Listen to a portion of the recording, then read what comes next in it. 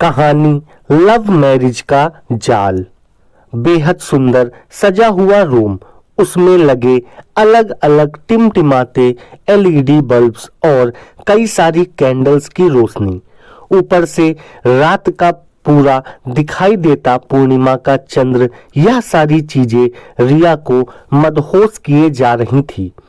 Rahul room सजाकर मैं थोड़ी देर में वापस आता हूं कहकर रिया को उस रूम में अकेला छोड़कर चला गया था। रिया जो राहुल से इतना प्यार करती थी कि उसके लिए उसके एक बार कहने से ही अपना घर छोड़कर उसके साथ आ गई थी, इस बात का उसको कोई अफसोस नहीं था। रिया को अपने सपनों का राजकुमार मिल गया था।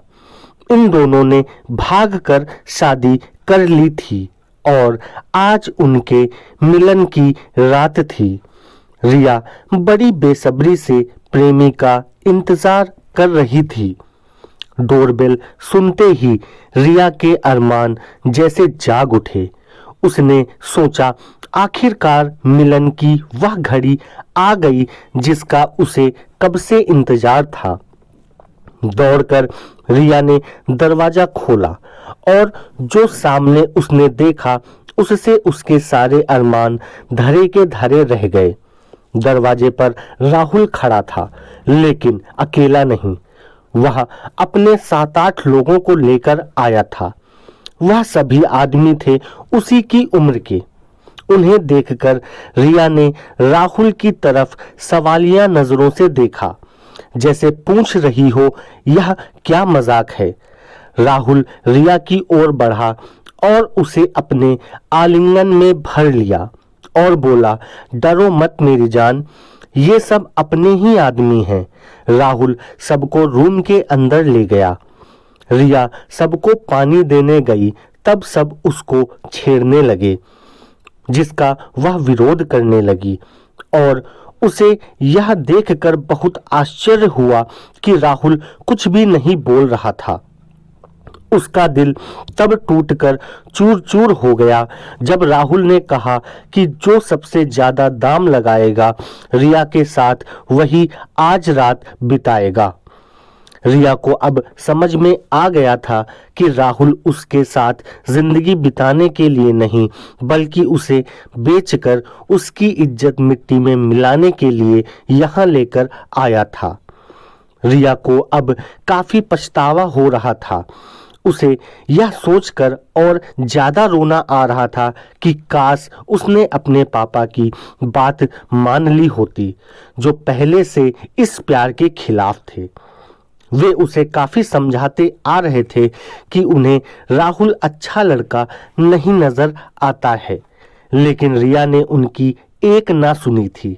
राहुल के पैसों की बात पर उसके साथ आए लोगों ने बंदूक निकालकर उसी पर निशाना लगा दिया और बोले, पैसे तो नहीं, लेकिन रिया के बदले तुझे मौत जरूर देंगे। राहुल ऊपर से नीचे तक कांप गया था और वहीं पर पत्थर की मूरत बन खड़ा रहा। सभी लोग रिया की ओर बढ़े उसका दामन दागदार करने के लिए। रिया सोच रही थी उसके साथ कुछ भी गलत हो, इससे अच्छा उसको मौत आ जाए। जैसे जैसे लोग उसके करीब बढ़ते जा रहे थे, रिया और भी ज्यादा डरती जा रही थी। जब उन लोगों में से एक ने उसकी साड़ी को छुआ ही था कि दरवाजे पर पुलिस की एक टीम ने दस्तक दी, जिनके साथ रिया के पिता भी थे, जो रिया को तलाशते हुए उसके ठिकाने तक पहुंच गए थे। अपने पिता को देखकर रिया को जैसे नया जन्म मिल गया था। वो तेजी से दौड़ी और अपने पिता के गले लग गई। सारी बात पता चलने पर उसके पिता की आंखों में खून उतर आया। अगर साथ में पुलिस ना होती तो शायद वह उन लोगों में से किसी की जान ही ले लेते, लेकिन पुलिस ने उन्हें रोक लिया और सभी को गिरफ्तार कर लिया, राहुल को भी।